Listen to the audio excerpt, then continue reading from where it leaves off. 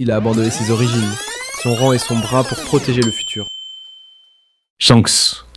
Il n'a pas perdu son bras pour rien. Il a perdu son bras pour sortir du jeu. Ce jour-là, il ne sauve pas juste Luffy, il met un terme à quelque chose de bien plus grand. Juste avant ça, un fruit du démon a disparu. Pas n'importe quel, un fruit légendaire. Gardé par les géants d'Elbaf depuis des siècles, le roi Harald est mort. Le monde est en déséquilibre. Quelqu'un en a profité. Il a volé le fruit interdit. Shanks le traque, il le retrouve, il prend le fruit, et il sait, ce fruit, il ne doit pas tomber entre de mauvaises mains. Il pense à Ace, le fils de Roger, un héritier logique. Mais ce fruit, il a une volonté. Ce n'est pas l'homme qui choisit le fruit, c'est le fruit qui choisit l'homme. Et quand Shanks voit Luffy l'avaler, il comprend, c'est pas une erreur, c'est le destin. Le fruit l'a choisi, comme Roger avait été choisi, comme Joy Boy avant lui. Ce jour-là, Shanks n'a pas perdu un bras, il a gagné une certitude. Luffy est l'enfant de la prophétie. Quand Shanks comprend que Luffy est celui que le fruit a choisi, il change. Il ne cherche plus à protéger le monde, il veut le préparer. Ce qu'il sait, personne ne doit l'apprendre. Pas le gouvernement, pas les empereurs, pas même Luffy. Parce que ce fruit, c'est pas un simple pouvoir. C'est une menace directe pour les 5 doyens. Tu veux savoir pourquoi ?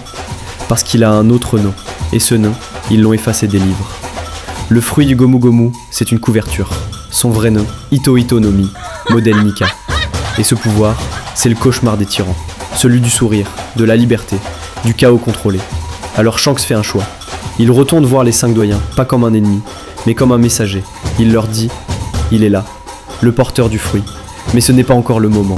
Ce jour-là, Shanks gèle la guerre. Il donne du temps à Luffy pour grandir, pour comprendre. Mais les doyens ne dorment jamais. Et maintenant que Luffy a éveillé le fruit, il se prépare à l'écraser. Aujourd'hui, Luffy n'est plus un gamin insouciant.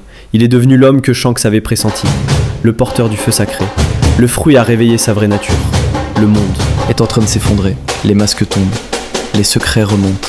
Et Shanks, il observe, de loin. Comme un roi qui attend son dernier mouvement. Car il le sait, le jour arrive. Celui où Luffy devra affronter le vrai ennemi. Celui qui tire et ficelle, depuis plus de 800 ans.